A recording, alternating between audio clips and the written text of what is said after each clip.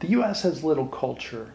Usually for strong culture to build, there needs to be shared experiences, generation after generation, for long periods of time. When culture is spoken of, it generally is from community development. Although one could argue individualism can be a culture, but it wouldn't have the depth that community would. Change has come about quicker and quicker since the founding of the U.S. Change makes it difficult for culture to be more strongly developed. The U.S. foundation is predominantly Northern European. Northern Europe is one of the most individualistic and least communal of all cultures on earth. When America was founded, 80% were or had been enslaved. That means African American slaves, white Americans who had been sold into slavery as indentured servitude for debts, and white European prisoners who had been sold as slaves to America. Add to it that most of the other 20% were either formerly persecuted for religion or were descended from those who were. The U.S. being based in Northern European culture, a history of constant change, and a population base of 80% of the population at the founding of the U.S. being enslaved, all have contributed to the U.S. being more individualistic. Add to it a mindset of adventure and those looking for a new life. It is the place that has most greatly developed individualism. The UK is also ranked nearly the same as the US in individualism. I'm not familiar enough with the underpinnings of British culture to understand why. I understand why it is individualistic, but I don't understand why it is nearly as individualistic as American society. I think when community is not strong, that sets a greater possibility of rebellion. A weak community also lends itself to a greater susceptibility to superficial trends and change. When change is encouraged by ideas of fashion, trends, greed, and a snubbing of tradition, this then sets a scenario of rebellion and a lack of appreciation for established culture. When there is a weak community, there is weak communication. When there is a strong community, each of its members looks out for one another. They are interested in helping create a better life for one another. When strong bonds of community do not form, then the society becomes more individualistic. Counterculture, in particular, is more likely to form when there is a weak sense of community. I believe it is possible to have strong elements from both individualism and community. An individualistic mindset allows someone to easily look at something from a different perspective.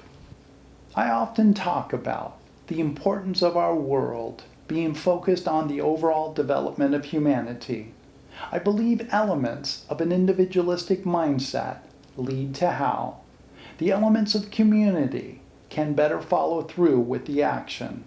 I suspect the best way to go about this would be to have a strong community base, then to develop an individualistic mindset, but always with the community base there and a commitment to the pursuit of betterment for all of humanity.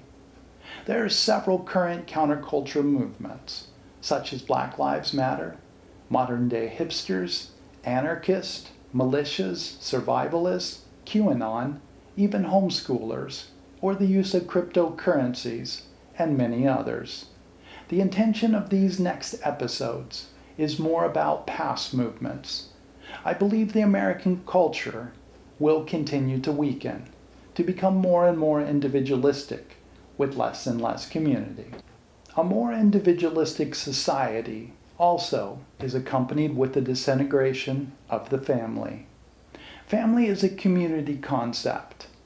Religion and community are often what keep a family together. The more individualistic society is, the more family disintegrates, then the more likely counterculture is to form. Families spend less and less time in meaningful contact. Contact between the generations has become less and less. More than ever, families are spread out. The older generations have a greater separation culturally from the younger ones than in the past. All of these factors add more to a culture of individualism. I suppose my case of U.S. culture is somewhat typical and more indicative of descendants of those coming to the U.S. from elsewhere.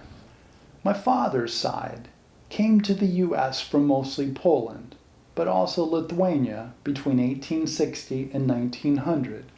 My mother's side is from deep within Louisiana, where 2 generations before me, they spoke only Cajun and Creole French. 2 of my great-grandmothers were alive when I was in elementary school, one for my father's side and one for my mother's. Neither of them could speak to me, as they didn't know English. Very little of either my father's or my mother's culture has been passed down to me. My father grew up with a fair amount of Polish culture, but probably more American. My mother was the other way around, although she spoke little Cajun or Creole French. One such as myself cannot really be part of a culture when it changes this dramatically from generation to generation. Throw on top of it that we moved often, and I would argue that I am even more individualistic than even the typical American. U.S. society, on one hand, encourages individualism, and on the other tries to promote conformity. But the underlying message is if and whatever you fail in, it is your own fault. When U.S. society tries to promote conformity on an already individualistic society, the result can often be rebellion. A part of why counterculture forms in modern times is that survival is not as big of a question. People unhappy with how society is structured are able to share or develop their beliefs with others. This requires a fair amount of free time. The unfortunate part of social change is that it is not typically logical and is reactionary. The momentum and effectiveness of a movement are strongly dependent on the strength and message of leadership and the ability to disseminate the message.